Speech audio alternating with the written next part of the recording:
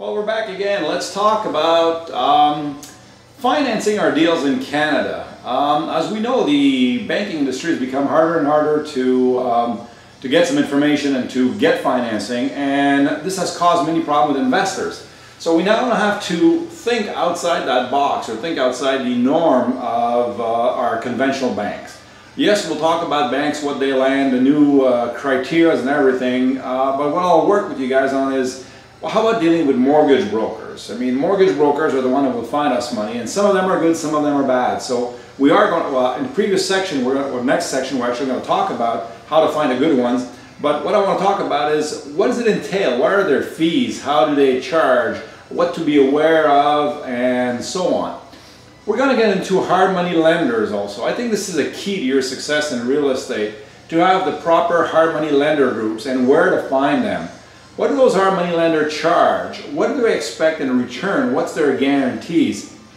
And actually, I want to give you a way to make sure that you're not going to get ripped off through a hard money lender by putting proper clause in your contract and what you need to ask them and make sure that you have.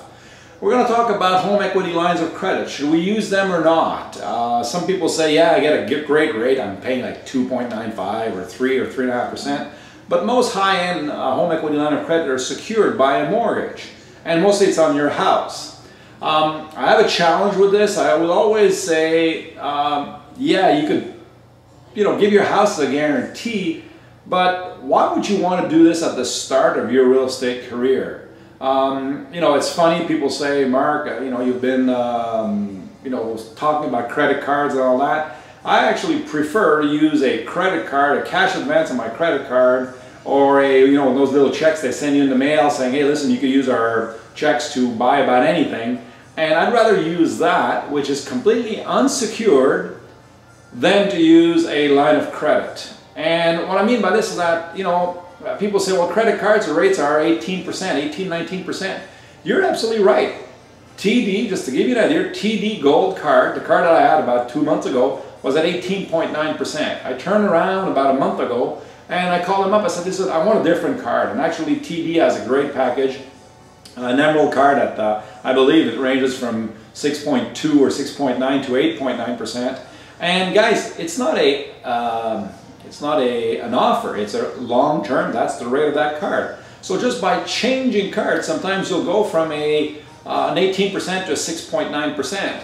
And that's what I want to say, is that you never know what will happen. You never know when you'll need $20, $30, or $40,000 to put down as a down payment, or to put for your closing costs, or to have a major repair. Another example of that is Scotiabank actually also has a card. It's a black card. It's a, I won't say it's an ugly card. It's a credit card, but it's a little black credit card, and that was at 4.25%. So, imagine if you have one card with 25, the other card with 15. That means that you get access basically to $40,000 unsecured. I mean, there's no security, personal security guarantee on this thing. So, I've been blasted. People say, well, Mark, you ask us to raise your credit cards to pay for your course and everything. No, I don't, because actually I'm self-financing all of my training, and I don't need the pressure sales of putting in a credit card.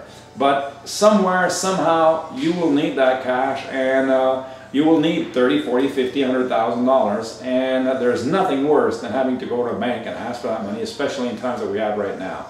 So, quick recommendation, we're going to work with mortgage brokers, hard money lenders, credit card financing, home equity line of credit, and actually the last one I want to use is the home equity line of credit, because it's most of the time secured by your house. And I want to try to limit that. So we're going to talk about source of financing, the cost, CMHC, the difference. What does it really cost you? Should I take closed mortgages, open mortgages, variable close? Scotiabank has an awesome package, had an awesome package a while ago on a closed, open, variable. No, it was a closed, variable, open mortgage, which was the best financial tool I ever found. So we're going to talk about this in that section about how to finance those real estate deals. So guys, I'll see you at the camp. See you then.